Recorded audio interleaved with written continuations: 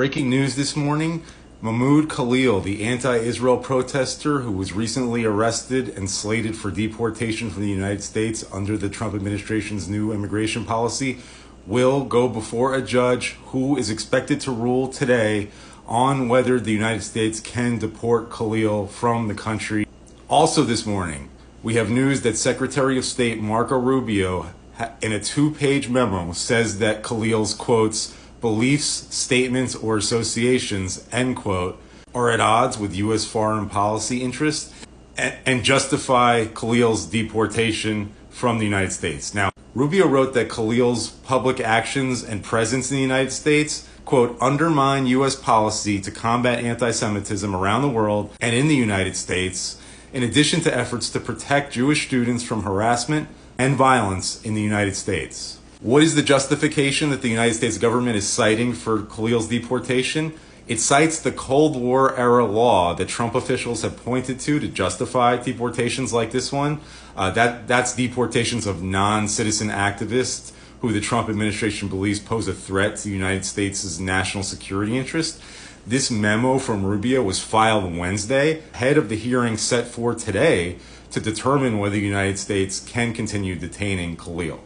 You'll recall that Khalil is a green card holder. He was detained by ICE about a month ago. His arrest marked the first in a wave of arrests of student activists whom the government has arrested and targeted for deportation for their anti-Semitic, anti-Israel activities, according to the United States government. Most of the people who were ordered to leave the country under this new policy of the Trump administration were on student visas, and so the State Department has authority to revoke those, which it did, and many of those students have already left. Khalil's case has sparked a lot of controversy, a lot of protest in the anti-Israel world, but also protest among some Jewish groups.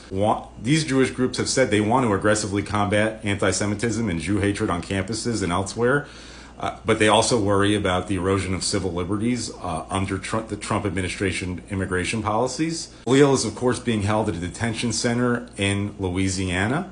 Rubio has defended the arrest of Khalil and other anti-Israel activists, saying that they are Hamas supporters. Recently, Rubio, the Secretary of State, said, quote, now that you got the visa and are inside the U.S. and we realize you're a supporter, we should remove your visa.